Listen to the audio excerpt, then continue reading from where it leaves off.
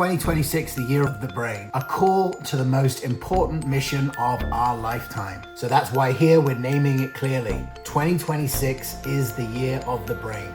There could have been many ways to reverse cognitive decline or cure Alzheimer's. So one by one, the root causes of cognitive decline are being opened up at a national level, at a policy level, to discuss really what's going on. Hello and welcome to the Evolution of Medicine podcast. It is 2026, and for the first episode of the year, I'm wearing a tie because I'm excited about a transformational year for the functional medicine community. You know, it was 2014 when we started the Functional Forum, so here we are in 2026, and there's a lot to be excited about, and we're going to be getting into some of that a little bit later today. We're going to be sharing some of the updates from some of our mission partners and some of the cool stuff that we'll be doing in 2026, and just updating you on what this year looks like for us, for you, for the community, and for the movement. So I want to start this episode by talking about the year 2026, and I'm calling it the year of the brain. And today I actually launched a Substack article on the blog that I've been writing for a year about the 2026, the year is the brain. And I wanted to start by reading this out to you because I feel like this is an important piece of writing. This is an important way to set out why we're here and what we're doing. So you can see all of the writing that I've been doing at trueneuro.substack.com. You can find it on the website as well. But this is the blog that came out today, January 1st, and it says, 2026, the year of the brain, a call to the most important mission of our lifetime. And here we go. We are living through the most significant chronic disease crisis in human history. 6 in 10 adults in the United States now live with at least one chronic disease. 4 in 10 live with 2 or more. And while cardiovascular disease, diabetes, autoimmune disease, and cancer dominate the conversation, there is one category of chronic disease that sits upstream of all the rest: brain diseases. Alzheimer's disease is now one of the leading causes of death. Dementia rates are rising globally. Cognitive decline is showing up earlier and earlier, often misdiagnosed as anxiety, depression, ADHD, burnout, or just stress. What was once considered an inevitable part of aging is increasingly being recognized for truly what it is: a slow, systemic breakdown driven by modern life. At the same time, we are running an unprecedented experiment on the human brain and our nervous system. Never before have human brains, especially developing brains, been exposed to this combination of ultra-processed food, environmental toxins, chronic inflammation, sleep deprivation, loneliness, digital overstimulation, social media comparison, and meaning deficit. Attention has been monetized, nervous systems are dysregulated, connection has been replaced with scrolling. And this matters, not just medically, but existentially. Brains are how we make decisions. Brains are how we love. Brains are how we regulate emotion, cooperate, create culture, and imagine a future. If we are going to meet the challenges of this century, environmental, social, technological, and moral, we do not do it with broken brains. So that's why here we're naming it clearly. 2026 is the year of the brain. There could have been many ways to reverse cognitive decline or cure Alzheimer's. It could have been a pill. It could have been a device. It could have been a gene edit or a single breakthrough molecule.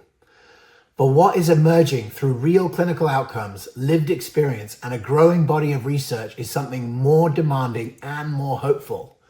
The way to heal the human brain is to heal the human being.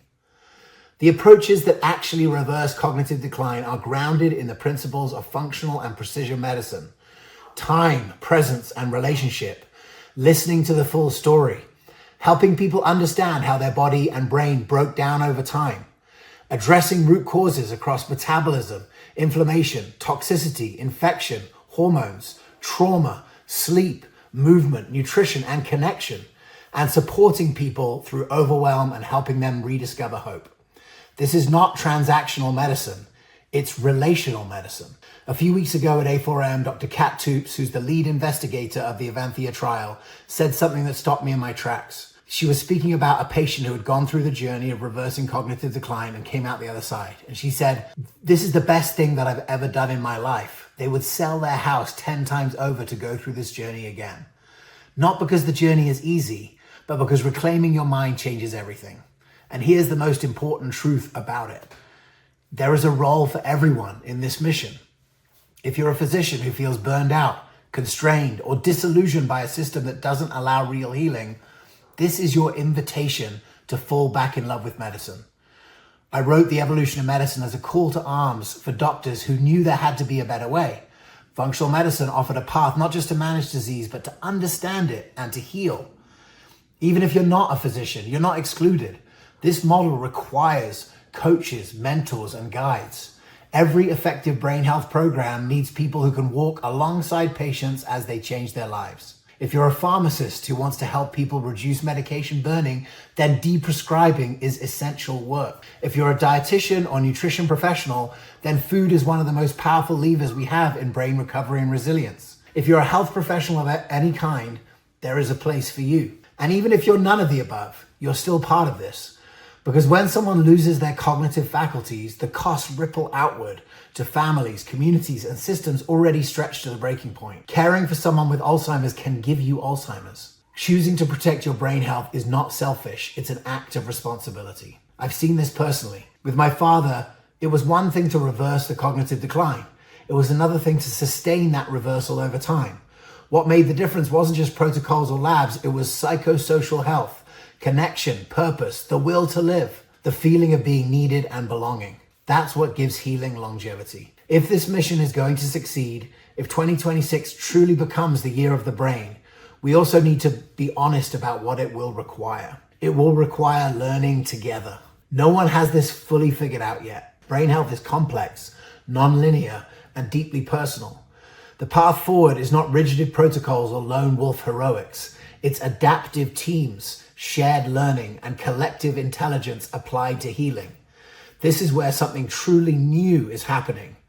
As you participate in this work inside TruNeuro, whether as a patient, coach, practitioner, or caregiver, you're not just helping the individual brain. You are contributing to the largest real-world brain health learning system ever assembled. Every hour logged, every activity tracked, every intervention tried, every recovery sustained. Each one adds to a growing body of real-world evidence about what actually helps human brains heal across different ages, environments, and life stories. This is a worldwide problem. No single study, institution, or expert is going to solve it alone. What will move us forward is collective participation. By stepping into this system, you are contributing to something bigger than yourself, something designed to accelerate understanding, refine care, and leave behind a better map than the one we inherited. This work will outlast us, and we're already seeing where it can live. We're seeing this model work in private practices, reclaiming their purpose and confidence. We're seeing it now in senior living communities where it may matter most, using group visits, shared routines, and community to restore cognition, purpose, and belonging. These are places where brain health becomes sustainable. If the evolution of medicine was a call to arms for doctors to get on the right team, then the community cure was how we actually implement this medicine at scale together. Healing the brain was never meant to happen in isolation. To support all of this, to make it scalable without losing its humanity, we built TruNeuro. Not as a replacement for clinicians, but as an amplifier, a way to support teams, organize complexity, track progress, and make it possible to deliver precision brain health sustainably. The early proof is clear. The community works, the models work, the technology works. The seeds of success are already here. The practitioners are here, the communities are forming, the locations exist, the learning has begun. This is not a speculative future vision, it's already happening. What's needed now are people willing to step forward, to learn, to lead, and to participate. You don't need to have all the answers, you just need to be willing to be part of the team that figures them out together. Because let's be honest at what's at stake. If we do nothing, we can sign future generations to a world where losing your mind is treated as normal, where families are hollowed out by caregiving burden, and where entire health systems are overwhelmed by preventable decline. We can do better than that. 2026 is the year of the brain. Healing the human brain is the most important work of our lifetime. Everyone is invited, everyone has a role, and the impact will last far beyond us all. Well, I hope you enjoyed that, and hopefully it gives you an idea of the purpose of what we're doing in 2026. And it's not just us. This is a whole team approach. As you hear, everyone has a role. And our mission partners have been specifically chosen to play this role. We actually were at A4M where we had a booth together. And, obviously True Neuro, you hear about what we think is possible with that business and why it exists and what we've done in 2025 to set up 2026. But our other partners are of equal importance. With Freedom Practice Coaching, we have a company that is helping a growing number of doctors who want to build the brain health center of the future, but need help with the practical application of entrepreneurship to actually execute on that. And if you want to join the group of practitioners that are doing True Neuro and FPC together, get in touch with us, get in touch with FPC. You can book a call, you can do the scalability assessment here to see how do you build a scalable delivery system for this. The whole point of True Neuro is to allow you to build a scalable team. And if there's one thing that we see in the marketplace today, there's a lot of individual practices with one doctor because it's difficult to scale. And ultimately, that's a big part of our effort in 2026 and why we brought the group together that we have. And with Big Boost Marketing, we have someone in Uli that is on the cutting edge of really understanding what does it take to market effectively in 2026. And if you haven't seen the video that was in the blog that I wrote about the mastermind, there's a video there that shows you his expertise. And if you're any sort of practice, you should watch that video and implement it because it is the way that you can bring patients from AI search into your practice. And FullScript is going to play an important role. We've been in partnership with FullScript for over a decade. And when it comes to running the logistics, the complex logistics of functional medicine, FullScript is a significant partner in that area. And there's a lot of exciting things coming in 2026 with FullScript. And in Q1, we are going to be launching a how to get the most out of your FullScript account challenge, because there's a lot of cool things that they're going to be bringing to the table. So that's a big shout out for our mission partners. We're super grateful to all four of them. And, in today's clinical segment, I want to do something a little bit different. In the True Neuro methodology and in brain health generally, one of the things that contributes to brain health or not is biotoxin illness. And you can see that mold could be a part of that, but ultimately there's also another part of it, which is Lyme and chronic Lyme disease. Now, this is a issue that has been in my world for 20 years. When I first started in this industry, I lived in Connecticut, only, an hour's drive from Lyme. And so there were a lot of practitioners in Connecticut who had been treating Lyme and treating Lyme effectively in their practices. And I got to work with a number of them because the products that I was selling were used by those practitioners using things like nosodes and drainage and, herbs to help with working at the deepest possible level to work with these chronic infections. And as you get into functional medicine, you start to see that this is something that functional medicine doctors are good at. And this is what set us up very well for COVID and long COVID, particularly because we already have an example of an acute infection leading to a long-term issue or chronic issue. And so what I wanted to share today is actually something that happened on December the 15th of this year. You may have missed it because it was right before Christmas, but this was a Health and Human Services Roundtable on Lyme disease, and it included Bobby Kennedy as the head of Health and Human Services, but Dr. Oz and a number of other people that you might be familiar with were involved. And so what I do is I want to share the opening statement that Bobby Kennedy gave, and I also just want to, you may not have time to watch this because the whole thing is over 2 hours, but what it says to me is that many of the things that he is going to discuss here, I have only ever heard about, talked about in functional medicine conferences, on the Functional Forum, at ILADS, at other conferences that deal with this clinic population. People are dealing with these chronic infections.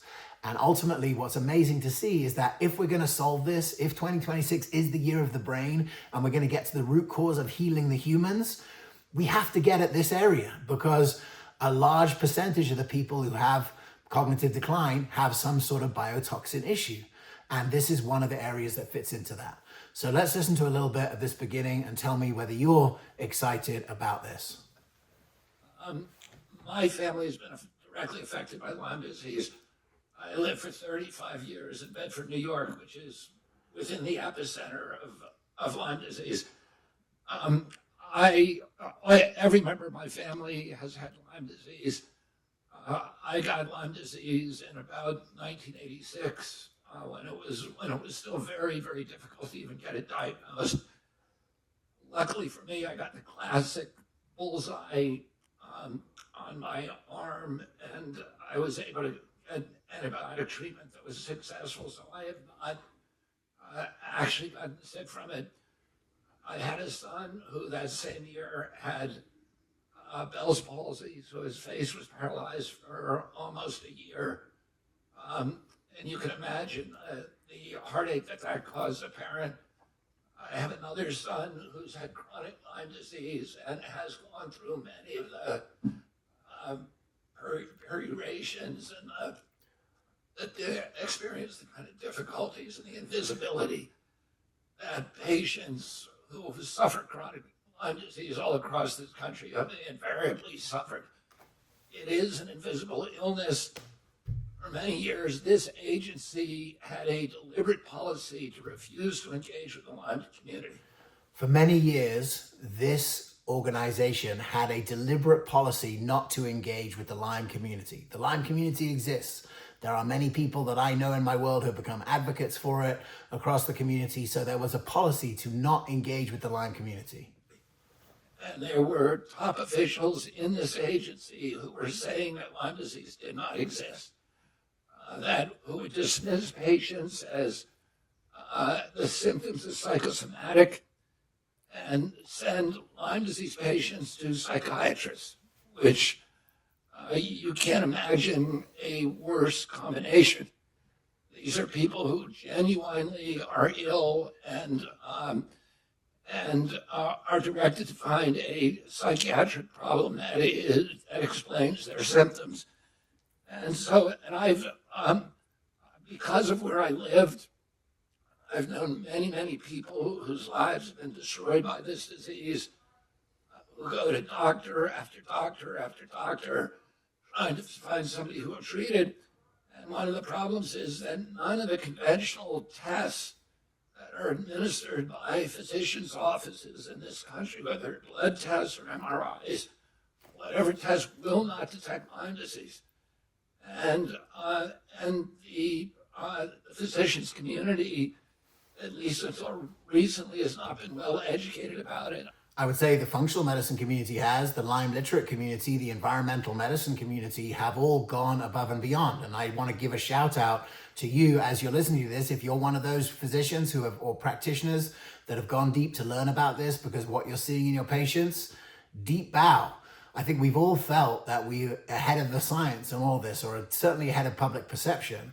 And now this is being shared to the community that we've got to do something about this. One of my sons recently again went to the Mayo Clinic and was again told to see the psychiatrist.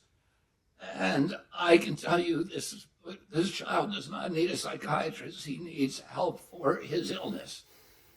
And the same thing happened with chronic disease epidemic during the 1980s, where millions of people were told that they were not sick, even though they had clear symptoms of injury and disease.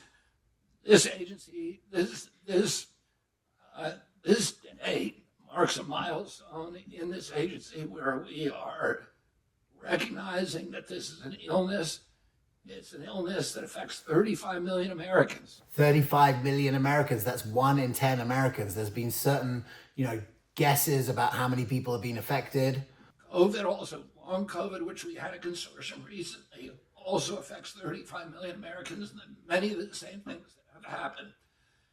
And we need to take the same approach that we're taking now with long COVID, which is to go to the physicians who are treating this effectively. That's you. To talk to the patients, to listen to people, and then to do gold standard science and to develop tests or diagnostics, and then develop methodologies for treatment that are working. And one of the things that we're going to do is start a series under HRSA, a series of centers for excellence around this country, where we will identify the best diagnostics and we will identify the best protocols that are successful in the field and on the ground, so that patients who come in with these symptoms, we're going to do our best also to educate the physicians community, that they will be able to direct patients to people who can help them. And that sounds a lot like you. I mean, that sounds a lot like a directory of functional medicine practitioners or environmental medicine practitioners who are trained in dealing with Lyme. And like, that's what we've wanted all along. I mean, ultimately, the rest of medicine is not going to get it straight away, but it is a big moment to recognize that there is a huge opportunity here if you are in this space to be involved in this in some ways. And that's why I wanted to bring this up, because ultimately I can see that this is just the first disease that this is going to happen for. But, you know, cognitive decline is another one. Mold illness is another one. All of these different areas. We've already had the changes with hormone replacement therapy. So one by one, the root causes of cognitive decline are being opened up at a national level, at a policy level, to discuss really what's going on. And so this is an encouragement to you to stand up and participate and be part of this. And that looks like being effective what you do, but tracking your outcomes and organizing yourselves. One of the biggest things about, you know, the study with cognitive decline is that now we will have real evidence of the success of reversing cognitive decline. There are already examples of success, like the Journal of Alzheimer's in 2022 that showed precision medicine way outperformed lecanemab, donanemab, and all of the other standard of care for cognitive decline. But this is another area because there's an understanding that not only are there no protocols that work, but the industry or the governing body that is meant to be looking at this has been not just asleep at the wheel, but ultimately, possibly actively covering up, an area of medicine that if you've listened to the people and you've sat in the chair of functional medicine doctor, you realize that this is a real thing that's happening. One of the exciting things is that we're seeing many of these clinics, many individual physicians who've decided to specialize in this illness who are actually treating patients very, very successfully. And the patients and the physicians are reporting excellent results. Boom. We want to standardize that. We want to make sure that every physician in this country can recognize the symptoms of Lyme disease and test for it, and then to direct patients to the best possible treatments. I'll say another thing. I spend a lot of my time, my life, in the woods, and that experience has now become hazardous across this country. I remember one day in 1987 when I stood in my bathtub and picked 29 ticks off myself. And that was typical in Bedford. If you went out to the woods and you were active, you would get covered with ticks. I was in Martha's Vineyard recently, and I learned that half the adult population of Martha's Vineyard now has alpha gal, the year-round population. So it's become hazardous now to go into the woods.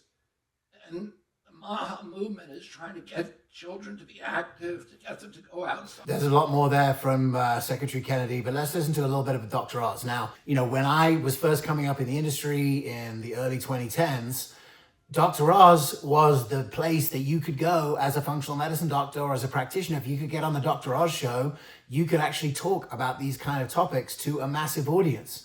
And so many of the leading lights in functional medicine were on that show talking about all the things that we're talking about here. So let's see what he has to say now that he is in the critical role that he's playing for Medicare and Medicaid.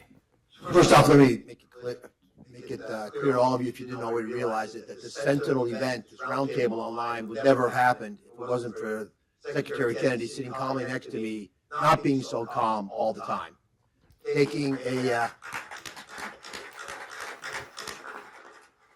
he looks mild-mannered here, but you get him going on things like Lyme, and it gets them agitated for a very good reason. The massive ship that is HHS, even with the great captain, cannot change direction unless he's barking about it all the time.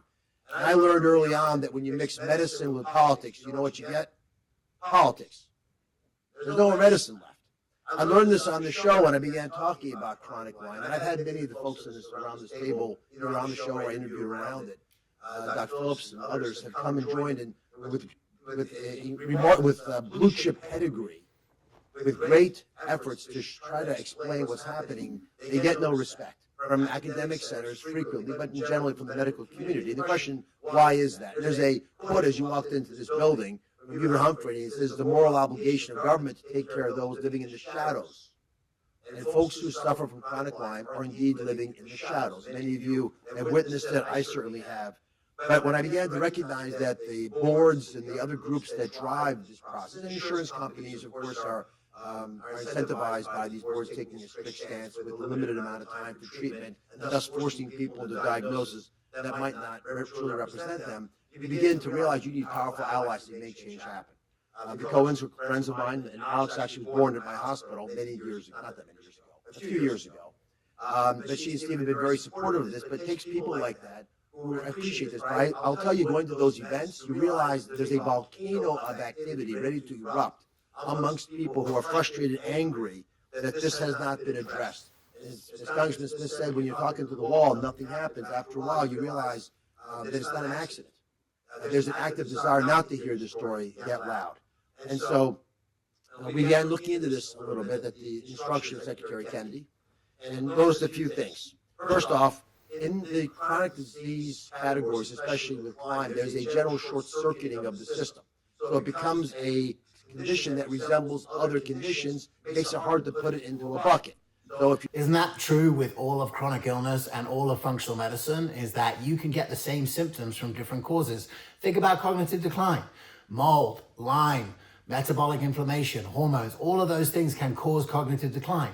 And that's why we need to have a medical system for chronic illness built of function and not built of symptoms, because the symptoms can be the same in different patients with different etiology. So if you don't want to put it in a bucket, it makes it that much easier to avoid managing it. There are about 90,000 cases of Lyme disease reported by the CDC. Now, you heard a much larger number from Secretary Kennedy, didn't you? Others will probably reflect that. But we only know about 90,000, because only 90,000 fit into one of those buckets. That's data from 2023, by the way. It is still the most common tick-borne disease in North America, but it's not nearly what it truly represents in the impact it has, including economic impact on our country when college students can't show up in class, get educated, go to school, and become contributing members of society, which is one of the values of investing in healthcare. All right, so I'll let you watch the rest of it, but ultimately, I think the point is made that we got the highest people in the highest seats of power who have been on this for a long time, who have personal reasons to try and make this happen. And ultimately, we have a practitioner community in you listening to this at home, ready probably to help patients like this.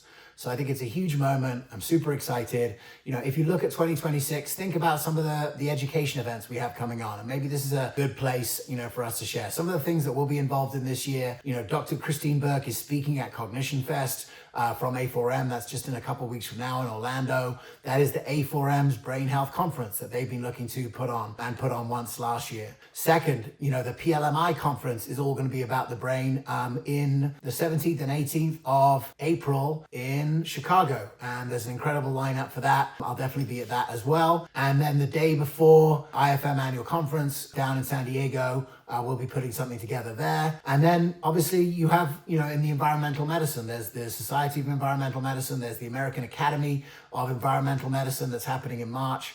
So many opportunities to be ahead of the curve on these particular issues. And you can see that something is going to happen here. Something tremendous, it looks like, is going to happen here.